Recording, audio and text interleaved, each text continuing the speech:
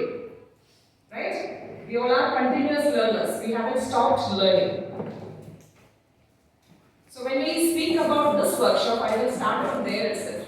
We have different category in the sense in terms of experience.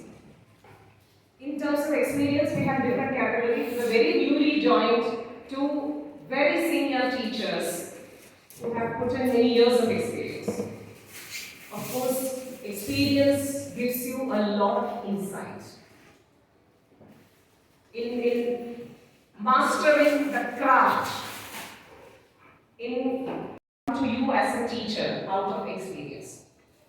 But at the same time, our mind should be that of a fresher who is trying to learn things. Right? Why do we conduct workshops? Or let us speak about education policies. Why do new education policies are good for? Why do new education policies come? First of all, let us ask this question. Why do new education policies are implemented? Demand of the era has changed, isn't it? The society has changed globally. Everything has changed, and now what is required out of children is not what it was required many years back. One thing, right? Then, what else? Very important point, most relevant point. What else? Let us make it very interactive. Yes. To adapt with the new trends. Then, do not know what profession they will land. When I was learning, I was a student. I have decided I will become a teacher, and I could become a teacher. Right? And I had a crystal idea of okay, what teaching is and how I can become a teacher. But today's children are unfortunately not in a position to decide what they are going to do. We are going to prepare them for a job which nobody knows the job is.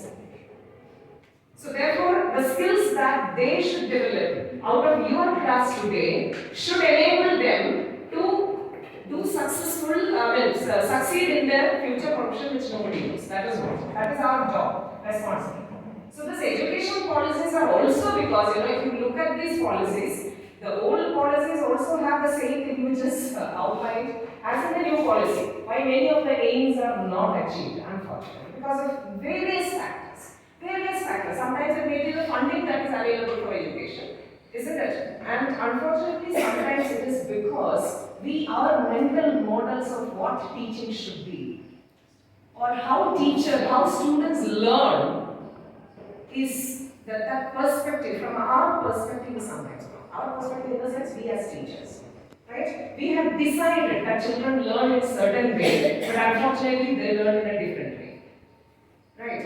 So, this workshop, actually I am not going to exhaust whatever I want to tell you and take too much of your time because I wish to focus on the subject content, the workshop, how the workshop is going, mostly on the subject. So in between, after every session, maybe I will interact with you.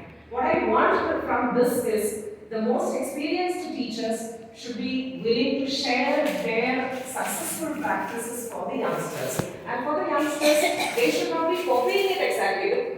Put your innovation, your intelligence, your talents, your abilities into it and then modify your own teaching style. Right? This is a platform where everybody learns from everybody else.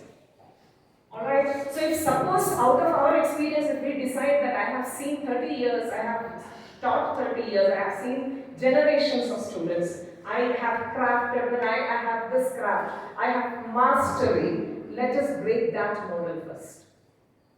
Let us all assume to be learners, alright, who are looking forward to learn from the newest member in our family.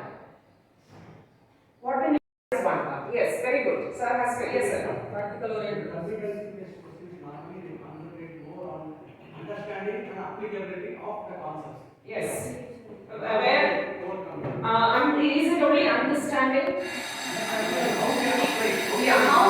More on application, isn't it?